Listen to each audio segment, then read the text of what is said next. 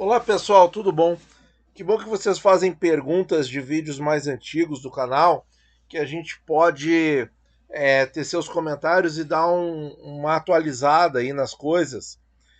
O Jonas mandou uma pergunta relativa a esse vídeo aqui, o segredo dos fundos imobiliários. Se eu estou bem lembrado, que esse vídeo eu acho que já faz mais de ano que eu fiz. O que eu coloquei nesse vídeo? Eu coloquei as cotações do MXRF e simulei um investimento inicial e reaplicando sempre nele mesmo, gerando um aumento de cotas e de renda ao longo do tempo. Quer dizer, a mola geradora dos fundos imobiliários que é a renda. Então você reaplica a renda 100%, sempre, sempre, né? E você acaba tendo mais renda e mais cotas e mais patrimônio, certo? Parou de aportar, de reaportar, de reinvestir, o investimento começa a sofrer para a inflação. Isso pode levar um certo tempo, pode levar alguns meses, alguns anos, se o fundo for muito bom.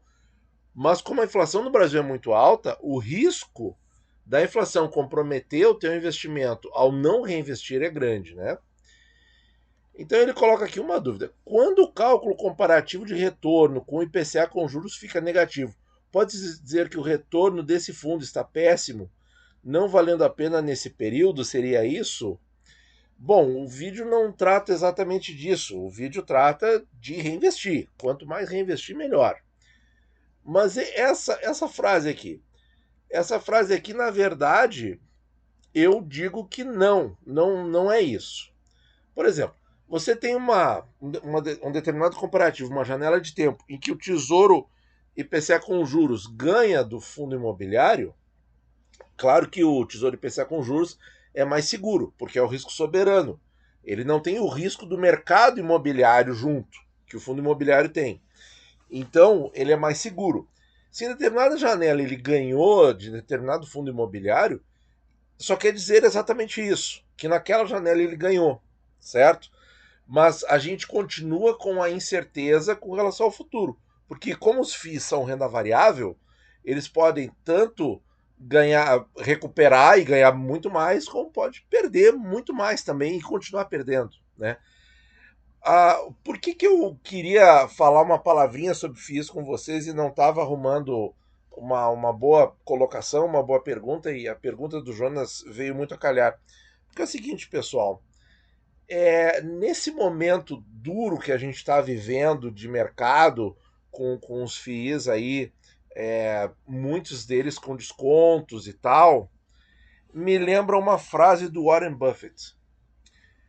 É quando a maré baixa que nós vemos quem estava nadando sem bermudas, não é assim que ele, que ele escreveu a frase, né? Então, quando a maré baixa, é que a gente vê quem está pelado, né? Certo? Então, quem tá nadando sem bermuda. Quer dizer, qual é a moral pro momento que a gente está vivendo, que eu acho que isso é uma reflexão muito legal para todos nós fazermos. É o seguinte, pessoal. Se o fundo imobiliário em questão que a gente está estudando, ou que a gente está investindo, ou que a gente está pensando em começar a investir, etc, etc, está resistindo bem, está resistindo, está passando, está sendo resiliente com um momento desses, momento de Selic alta, de inflação alta, de muitas incertezas, né? De muitas coisas acontecendo no globo, de discussões sobre a nossa taxa de juros e tal. O fundo imobiliário que está conseguindo se manter, que está conseguindo ter ali uma uniformidade de patrimônio, uma uniformidade de cota, uma uniformidade de rendimentos, sem variações muito exageradas, que ele ainda mantenha uma boa previsibilidade e tal, esse fundo aí mostra que a maré baixou e ele está nadando de roupa, ele tá nadando com a bermuda, é certo?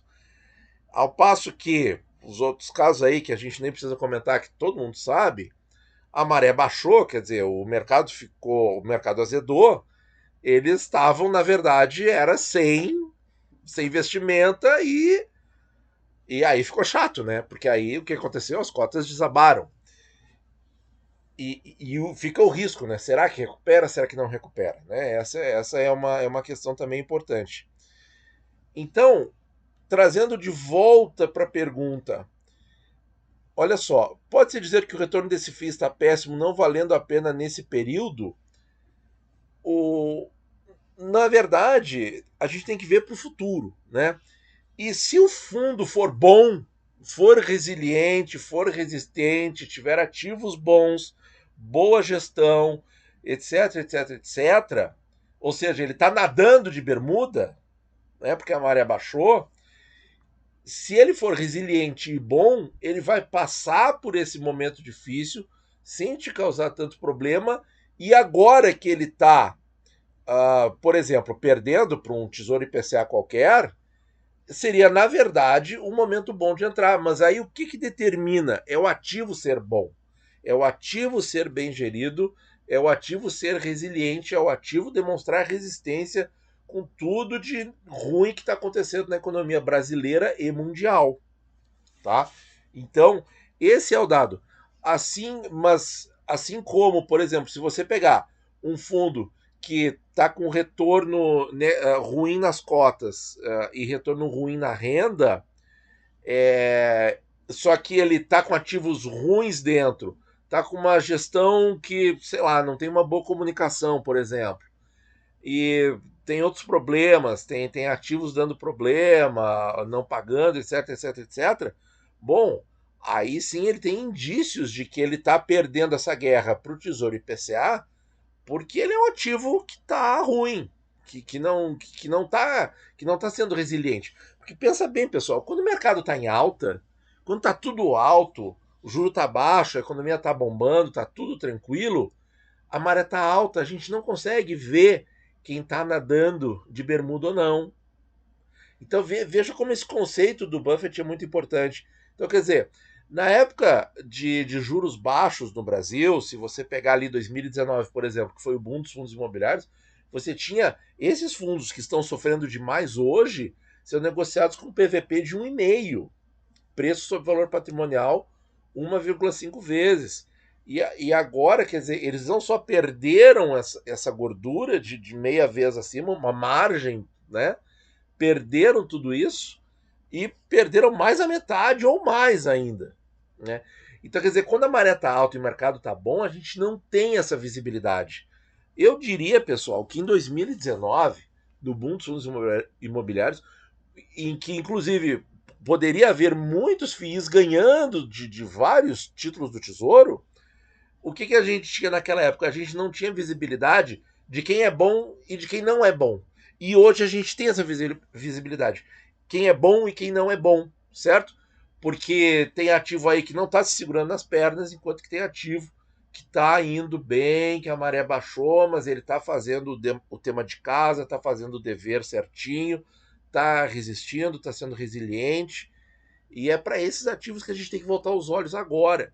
Esses que estão se dando bem nas marés baixas, nas marés ruins. Claro que sofreram, todos sofreram, né? Os que, digamos assim, perderam menos e tal, mas que não estão oscilando tanto, que estão segurando ainda, que tem ativos de melhor qualidade, que tem uma gestão mais comprometida, ou mais competente. É isso que tem que ser visto. É isso que tem que ser visto, tá, pessoal? Então não é um resultado num certo período. Esse resultado num certo período pode ser pode ser explicado por N fatores, né? E não quer dizer muito. Ou quer dizer o que a gente já sabe, que, claro, título público é risco soberano, sempre vai ser mais seguro, porque ele tem uma camada de riscos a menos, que é todo o mercado imobiliário, de risco que o título público não tem, certo? Mas é num momento como esse, em que as coisas estão ruins, que a gente vê quem está nadando de bermuda. Não esqueçam do Warren Buffett nessa hora, tá certo, pessoal? Muito obrigado por ouvir e bons investimentos a todos.